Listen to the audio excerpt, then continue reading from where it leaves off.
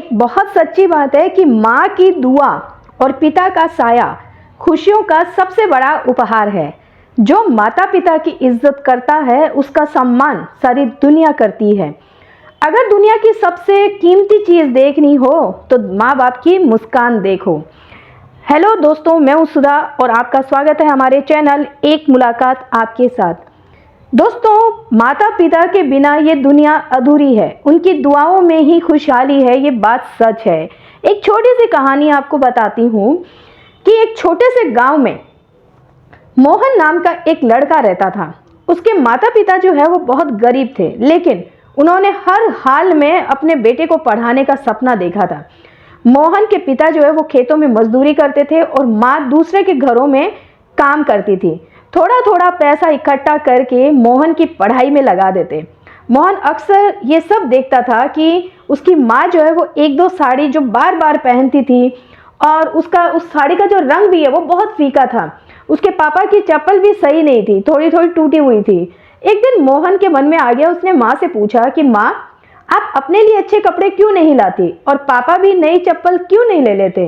तो माँ ने मुस्कुराते हुए बोला कि बेटा, जब तू बड़ा आदमी बनेगा तो हमारा सपना पूरा होगा, उसके बाद तू लेके आना हमारे लिए कपड़े, ठीक है?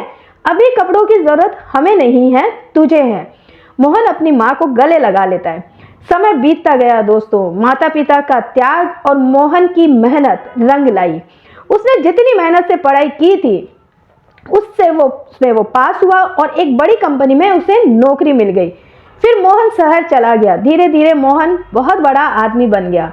उसके पास गाड़ियां, घर, पैसा सब कुछ था। कहते हैं ना दोस्तों कि कुछ इंसानों के पास पैसा जब जरूरत से ज्यादा आता है तो उसमें घमंड भी आ जाता है। बस मोहन भी जैसे जैसे ऊंचाइयों को छूता गया, उसने अपने माता पिता को भूलना ही शुरू कर दिया। गांव से उन माता पिता ने जो त्याग दिए थे उनको वो धीरे धीरे भूलता जा रहा था। गांव से जब भी माता पिता का फोन आता वो जल्दी से बात खत्म करके अपने काम में लग जाता, जैसा कि उन्हें नजरअंदाज कर रहा था। उसके पास अपने माता पिता के लिए समय ही नहीं था। एक दिन उसके माता पिता जो है बहुत टाइम हो गया था तो उससे मिलने के लिए वो गांव से शहर आए। तो नौकर को उसने बोला, मोहन ने, कि मैं घर पर नहीं हूं ऐसा बोल दे, क्योंकि उसकी अपने दोस्तों के साथ पार्टी चल रही थी और वो अपनी पार्टी खराब नहीं करना चाहता था। माता पिता ने अंदर से आवाजें सुनी तो उन्हें सब समझ आ गया कि उनका बेटा अब बदल गया है। वो चुपचाप अपने गांव चलने लग गए। रास्ते में माँ रोते हुए बोली, बेटा, बड़ा तो हो गया है लेकिन हमारा अपना नहीं रहा। जिस बेटे के लिए हमने सब कुछ त्याग दिया, आज उसके लिए हम पराये हो गए। लेकिन दोस्तों, जीवन का चक्र यहाँ खत्म नहीं होता। भगवान के घर देर है पर अंधेर नहीं। समय बीतता गया। मोहन की शादी हो गई, उसके अपने बच्चे भी हुए, लेकिन जब वो बूढ़ा हुआ तो उसे भी वही उपेक्षा मिलने लगी जैसा उसने अपने माता पिता के साथ किया। उसके बच्चे उससे दूर दूर रहने लगे। उसके पास बैठने का समय भी नहीं रहता था। उसके बच्चों के पास, जो मोहन के बच्चे हैं, उनके पास भी समय नहीं था कि वो अपने पिता यानी मोहन के पास बैठे। एक दिन मोहन जब बीमार पड़ा तब उसने अपने बेटे को बुलाया, लेकिन बेटे ने यह कह दिया कि अभी मैं बिजी हूं, थोड़ी देर में आता हूं।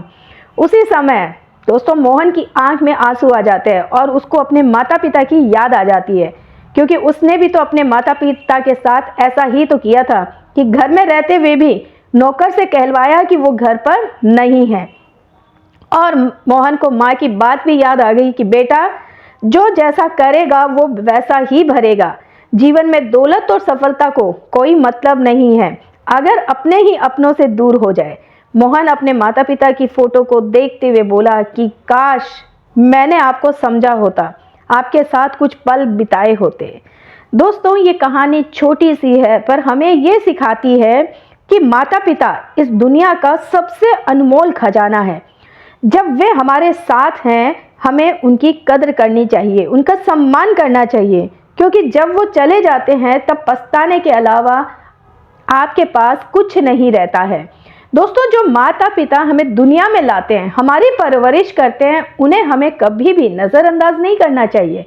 अगर आप सफल होना चाहते हैं तो ध्यान रखिएगा दोस्तों, सबसे पहले माता पिता का सम्मान करना सीखें।